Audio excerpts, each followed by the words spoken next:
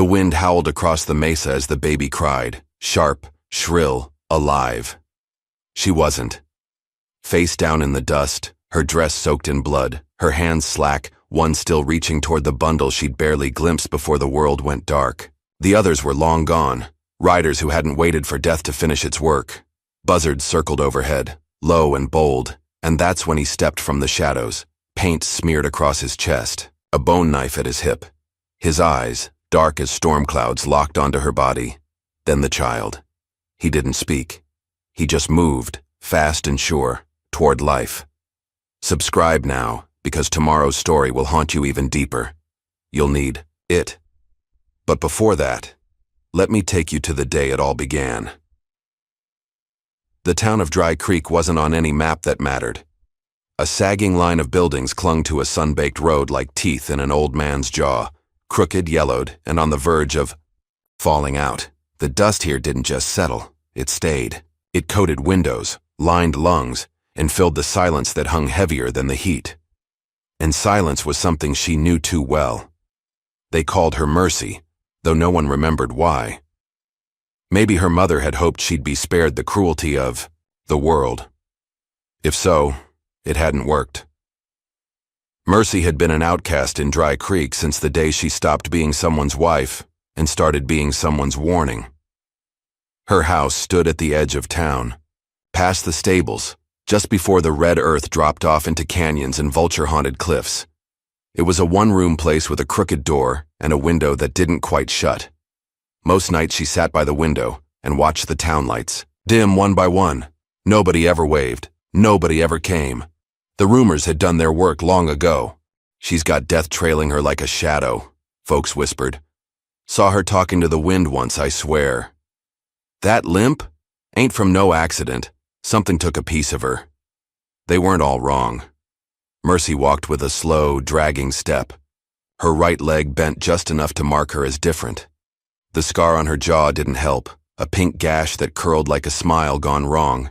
But it was the silence that bothered people most. She didn't speak much, and when she did, her voice came out soft and crooked, like it didn't belong to her anymore. Some said she'd gone deaf after the fire. Others said she'd gone mad. Both had some truth to them. The fire had taken her husband. Their cabin had caught in the middle of the night, no warning, no way out. She'd crawled out alone, burned and gasping, her belly already swollen with the child who would never meet his father. The weeks that followed passed in pieces. Ash, fever, a funeral she didn't attend. People didn't know what to do with her after that. So they stopped doing anything. The preacher came once, told her it was time to move on. She stared at him until he stopped talking. The next Sunday, he didn't mention her at all. Even the children kept their distance. They'd once dared each other to toss rocks at her steps until she opened the door and looked at them. Not angry, not sad, just hollow. That was worse somehow. They never came back. The only sound in her life came from the wind and the creek. That barely trickled anymore. She kept to herself, mending torn clothes, patching leaks, waiting. For what? She wasn't sure. Then came the letters. They started showing up 2 weeks before her due date, folded tight and tucked beneath her door, always without a name. The first one said, I know what they did. The second, he wasn't alone in that cabin. The third, they'll come for you next. She didn't tell anyone. Who would? Listen? She burned the notes in the fireplace and tried not to think about what they meant. But at night, she started hearing hoofbeats she couldn't place. Footsteps on the gravel that stopped before reaching her porch. Sometimes she'd wake, with the feeling that someone had been in the room, close enough to touch but too cruel to help. If this is breaking your heart already, you haven't seen the worst yet. Tap subscribe. I've got another truth waiting for you tomorrow. But even with the fear, the loneliness remained worse. Loneliness was its own kind of cruelty. Slow, relentless, and polite enough to knock before devouring you. She took to walking the edge of town at dusk, just to feel the illusion of people nearby. Nobody ever greeted her. They'd cross the street, or stare too long, or pull their children close. And still, she walked. Maybe because the ache in her legs distracted from the ache in her chest. By the 9th month, the pain came in waves. At first, she thought it was the baby turning, pressing, but something felt wrong. Lower, heavier, like her bones were being twisted from the inside. She tried to see the town doctor, but his wife met her at the door with tight lips and a Bible clutched to her chest. "We're not involved," the woman said, "and neither should you be." Mercy stood there for a full minute before turning around. She gave birth alone. But that's not the part that hurts the most. The part that hurts is this. She screamed for help when it began. She screamed until her throat tore raw. Her window stayed dark. Her door stayed shut. And the last thing she saw before passing out was the shadow of a rider, watching from the edge of the canyon. Before we dive into the story, just a quick note. I'm baritone, the voice behind this narration. If you enjoy how it sounds, let me know in the comments so we can keep the same voice in future videos. The bleeding stopped 2 days after they left her. That alone should have killed her. But something stronger than death, maybe spite, maybe instinct, kept her clinging to this world. She didn't remember much of that night. Just the sound of hooves, a soft grunt, a warmth against her back when everything else had gone cold. She woke to the smell of juniper smoke and rawhide. At first, she thought she'd crossed over. The sky was wrong, bluer, deeper. The sun filtered through pine needles instead of dust. She wasn't in Dry Creek anymore. She was somewhere beyond. Then she heard breathing. Human, controlled, watching. She turned her head, slowly. Every joint. Screamed. He sat by the fire sharpening a piece of bone. Not a knife exactly, but something older. His eyes flicked to hers when she moved. Not startled, not curious. Just present. Apache.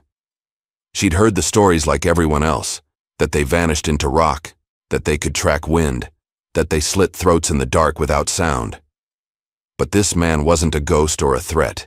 He looked like someone who had seen too much to be afraid anymore. He didn't ask her name, didn't offer his. Instead, he handed her water and tore a strip of cloth to clean the blood from her hands. She watched him work, dazed and half-dreaming. He had a scar across his brow, a silver ribbon of skin like something had tried to split him open and failed. They didn't speak that first day. They didn't have to. Words would have broken something.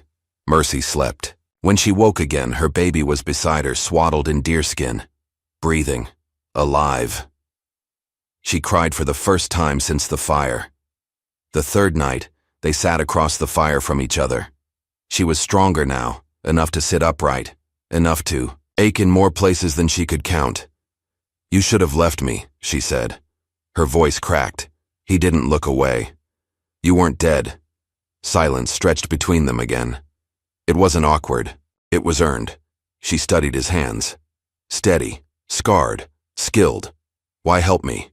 He paused before answering. "I buried a wife once. She was pregnant." Mercy didn't ask more. Some grief doesn't need to be explained. She didn't ask about his tribe or his name, or why he risked everything to pull her from that patch of dirt when everyone else had turned away. Instead, she told him about the town, about the letters, about the way they'd looked at her like she'd lit the match herself. "You still trust too much," he said. She almost laughed. "I don't trust anything anymore." He just gave her a long, slow look, like he knew better, like maybe he saw something she couldn't see herself, and for the first time in months she didn't feel broken, just unfinished. They moved camp on the 5th day. He never told her why, but Mercy noticed the signs. He kept checking the ridgeline, listening longer at night. He'd vanish for hours and return with rabbit or quail, his face drawn tight. One morning, she found him packing up in silence. "What is it?" she asked. "Smoke. South." Her heart sank. Dry Creek. He wouldn't say if he thought they were looking for her. But that night, he taught her how to move through trees without snapping twigs, how to follow water uphill to find cleaner springs, how to walk with a knife in her hand without looking like she had one. The baby never cried much. Maybe he understood the danger too. On the 10th night, They reached a high bluff overlooking the valley. Below them, Dry Creek sat small and quiet, like a toy town abandoned in the dust. He watched it for a long time. "You gonna go back?" he asked. Mercy's lips tightened. "What for?" "To bury the part of you that still waits for them to change." She looked at him then. Really looked. His face in profile, half lit by moonlight. The shadows tucked into his jaw like secrets. "You see me different than they do," she whispered. He nodded once. "I see you." What if someone saw you for who you are, not what you carry? Subscribe. One day that story might be yours too. Word travels even in silence. A trader from downriver spotted them near the river bend and took news back to town. "She's alive. Ain't alone." That was all it took. By the end of the week, eyes narrowed when her name was spoken. The blacksmith loaded his shotgun. The preacher spoke of unnatural alliances. "She's got an Apache protecting her now," someone hissed. "Or controlling her," someone else said. But it wasn't just fear, it was guilt. They'd left her, left a mother to die. That kind of sin festers unless it's buried under something worse. Blame. So they blamed her again. A month passed, then two.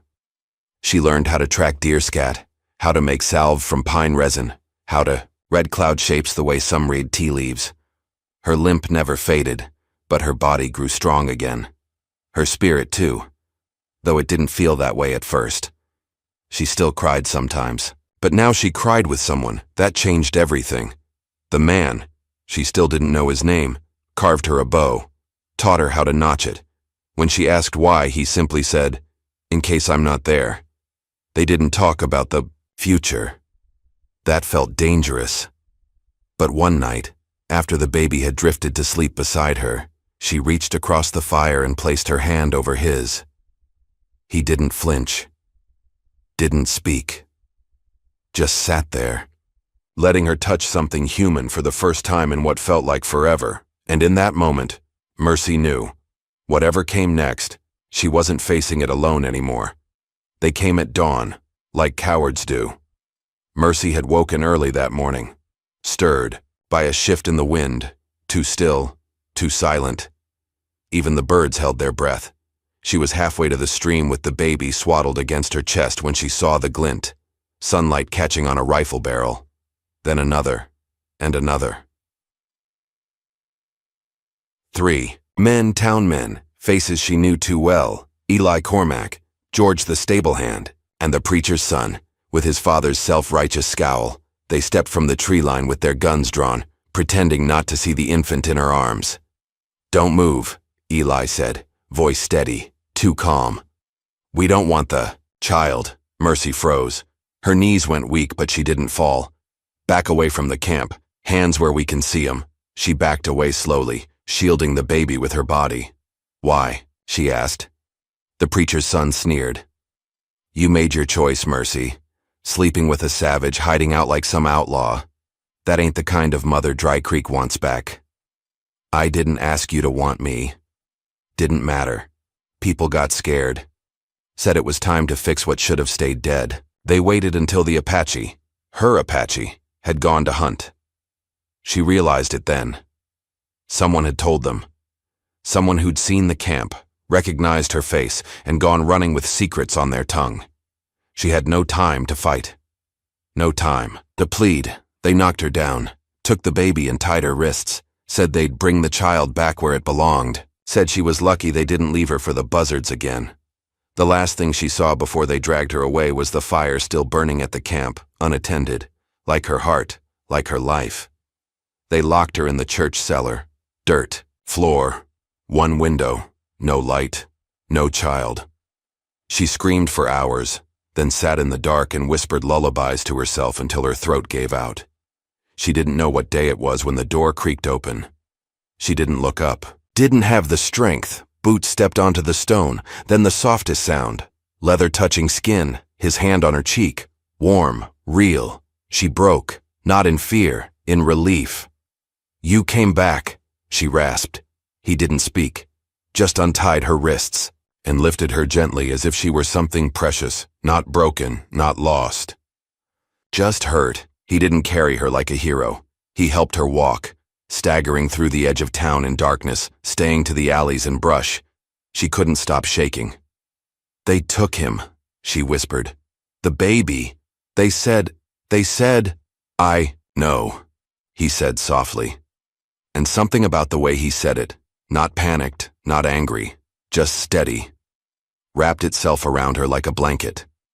They reached the edge of town before the world tilted. Her body gave out. Her legs collapsed beneath her, and this time she didn't try to stop it. She sank into snow. Cold. Soft. Unforgiving. He didn't speak. He just sat beside her. Not to pull her up. Not to say, "Get over it." He just waited. And in that silence, something cracked open inside her. "I was so sure they wouldn't come back," she said through chattering teeth. "After what they did, after what they saw, I thought maybe they'd forget. Maybe I could matter again, just not to them." He looked at her, not with pity, not with fear, just there. "They were never gonna see you," he said. "They only see what scares them." She laughed bitterly. "So what does that make me?" He leaned in, voice low and clear. "Something they'll never understand. And that scares the hell out of them." They slept under the trees that night. No fire, no food, just frost gathering in their lashes. He kept one arm around her as she slept, more for comfort than warmth. When she startled awake just before dawn, he didn't ask why. He just handed her the knife she'd learned to use weeks before. She understood the message. "We go together now. Always." The child was being held by the preacher's wife. Safe, for now. Swaddled in a church blanket, too clean, too quiet. Mercy watched from behind the trees, her blood boiling under her skin. "I want him back," she said, voice flat, cold. "We'll get him," the Apache replied. "You don't have to." "I do," that was it, no grand declarations, just quiet allegiance. They waited until nightfall. She walked in first. Alone. Her face bare. Hair tangled. A torn ribbon tied to her wrist like a flag. The preacher's wife gasped. The men who'd stolen her boy stood slowly from the pews, hands near their weapons. "You shouldn't be here," Eli said. "I'm not staying," Mercy replied. "Then what?" "I came to take back what's mine." The baby, resting in a makeshift cradle by the altar, opened his eyes, and then the window shattered. Her Apache stepped through the smoke of the burning torch he'd tossed outside. Not charging, not shouting, just present, like judgment. No blood was spilled that night, but something broke in Dry Creek. A silence heavier than stone settled in the room, and when Mercy left, baby in her arms, no one stopped her. No one even moved. They didn't go back to the old camp. They didn't go far either. Just enough distance for the cold to be clean, not cruel. Enough to feel their own breath in the trees.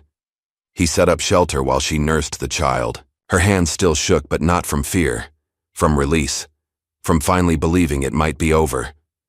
Later that night, she sat beside him near a new fire, knees touching, silence easy. "Why didn't you try to fix me?" she asked. He glanced at her. "You weren't broken," she smiled. "A real one this time. Then why stay?" His answer was so simple it stopped her heart for a beat. "Because I wanted to."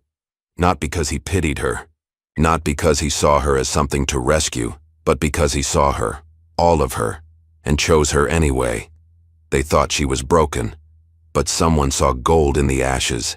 Subscribe. I promise you tomorrow's story will prove love still lives, out here. The fire was different now. Not the blaze that ruined her. Not the kind that swallowed walls or scorched skin. This fire was steady. Controlled. It danced quietly in the stone pit, outside the little shack they'd built with their own hands. It had taken months, but they did it, together. A one-room cabin nestled into the trees, walls made from cut pine and old nails he carried in a pouch like gold. Mercy carved wooden shutters herself. He built the roof one plank at a time, teaching her to drive each, nail with care, not anger. No sign marked it, no fence, just a wide stretch of land, 2 horses they'd traded for furs and herbs, and a silence that felt sacred, not loneliness. Peace. They'd done what the town said they couldn't. They survived. Winter crept back in slow and cold. Mercy chopped wood with her bad leg braced and her shoulders stronger than ever. Her hands cracked, bled, healed again. She sang to the baby, now toddling, in a voice still quiet, but no longer afraid. He taught her how to trap in snow. She taught him how to make stew out of nearly nothing. They laughed now. Even that was new. But not everything was easy. Sometimes she'd wake up gasping, dreaming of hands on her wrists, of cellar walls and cold pews and men with names she used to trust. He never asked what the dreams were. He just held her, let her ride the storm without steering. And still, he never told her his name. It happened on a Tuesday. Mercy was boiling, herbs outside when she heard hoofbeats, fast, familiar. She stood. So did he, one rider. No rifle, no badge, just a man in a blue coat, Union cavalry, but not official. He dismounted without a word and walked toward the cabin with eyes fixed on the Apache. Mercy stepped between them. The man tipped his hat. Didn't expect to. See you here, he said, gaze cool. The Apache didn't blink. Didn't expect to be followed? Mercy's voice came out sharper than she meant. Who is he? The rider looked at her. Lady, you don't know who you're lying next to. I know enough. No, you don't, he said, glancing back at the man behind her. He walked away from blood, from duty, from us. Mercy's stomach twisted. You left a war, the rider added. But the war didn't leave you. The Apache said nothing, just stared. After a long silence, the man spit into the dirt. You're not done. The past don't let you be. Then, he turned and rode off, a shadow cut from the sun. They didn't talk about it for 2 days. Mercy didn't push, but something in her ached, something raw, something familiar. She'd carried her shame for so long, and he'd held it without question. Now his ghosts had come calling, and he turned away from them like stone, until one night as the fire cracked he said quietly, "My name was Kale." She looked at him, waited. I left because war made me a man I didn't want to be, but I can't undo the blood on my hands. She reached for his palm. It doesn't matter to me, not if you're still trying to build instead of burn. He nodded, once then added, but they'll come back? You mean more soldiers? No, the past, in boots, on horses. It always comes back. You've come this far with her. You felt that, didn't you? Subscribe and I want you to meet someone else tomorrow, someone just as forgotten. The decision came days later, unexpected, but clear. A family wandered into their land, half-starved. A widow, 2 boys, a girl too young to speak. Lost after their wagon overturned in the river bend. Mercy took them in without asking. Kyle didn't argue. They fed them, dressed their wounds, and when the snow fell that week, they let them stay. Something changed in that. The cabin wasn't just theirs anymore. It became a refuge. Mercy watched Kale teaching the boys to track deer. She watched the little girl cling to his knee. Watched herself start to dream bigger than survival. We could build another, she said one morning. Another house, for others. Kale looked at her, brow furrowed. She went on. For the ones who've got nowhere to go. The ones with names whispered in town like poison. Like mine. He smiled then. A rare, slow smile. You sure? No, but I want to try. And so they built. Not just walls, a place, a ranch, a safe stretch of woods and water, a small community of the outcast and left behind. Not many, just enough. One by one they came, a widower with a burned hand, a half-black girl who'd been run out of 2 towns, a boy too soft-spoken to belong anywhere else. Mercy taught them how to boil pine sap. Kale taught them how to listen to wind, and always, the fire burned. But peace doesn't stay quiet forever. One dusk, riders appeared on the ridge. 5 of them. Town folks. Guns on their hips, dust in their wake. The preacher's son rode at the front. He called down, "You think you can hide sinners out here?" Kyle stepped forward. "We don't hide. We live." The boy sneered. "You don't get to build a new world just 'cause the old one didn't want you." Mercy stepped beside Cale, her voice steady. "We didn't ask your permission." A long pause. Then the boy raised his rifle, aiming not at her, but at Cale. That's when Mercy moved, faster than she thought she could. She didn't shoot him. She didn't scream. She stood in front of Cale and said loud enough to shake the trees, "You'll have to shoot through me." The boy hesitated, blinked, then lowered his gun. "Just an inch. This ain't over," he muttered. "Maybe not," she said. "But it's ours now." They never came back. Maybe because they were afraid. Maybe because they finally saw what Mercy had become. Not a ghost. Not a victim. A fire reborn. That night, as the ranch gathered around the fire, someone asked her, "Do you miss the town?" Mercy looked up at the stars. "No," she said. "I remember it. But I don't miss it." And Cale, her Cale, touched her hand. Together they watched the fire crackle and dance. And in its glow they saw a life no one gave them. One they carved from stone and ash in silence. One worth fighting for. They came to the edge of Dry Creek at dawn. Cale rode beside her. The boy, their boy, slept in a sling against her chest, his tiny fingers curled around a pine needle like a sword. Mercy didn't wear a dress. Not the kind they expected. Just a thick wool coat she'd stitched herself. A ribbon in her hair and fire in her chest. They didn't come to beg. They came for a name. The town was quieter than she remembered. Smaller somehow. The wood of the chapel was warped. The stores shuttered early. The faces, familiar and frightened, peered through windows like the past had come walking. She stopped in front of the chapel and let the silence gather like storm clouds. She waited, and eventually, they came. The preacher, his son, Eli, a few others, older now, bitter in the bones. The preacher spoke first. "You're not welcome here, Mercy." "I'm not staying," she replied, "but my son was born under your sky, and he deserves to know where he comes from." The preacher's eyes flicked to Cale, then to the boy. "You mean to bring shame on this town a second time?" Mercy stepped forward. "I mean to bring truth. You left me in the dirt to die. This man didn't. You tried to bury me. He helped me bloom." Murmurs rippled. The townsfolk weren't angry, not anymore, just small, afraid of what she'd become. She looked to Cale. He didn't speak. He didn't need to.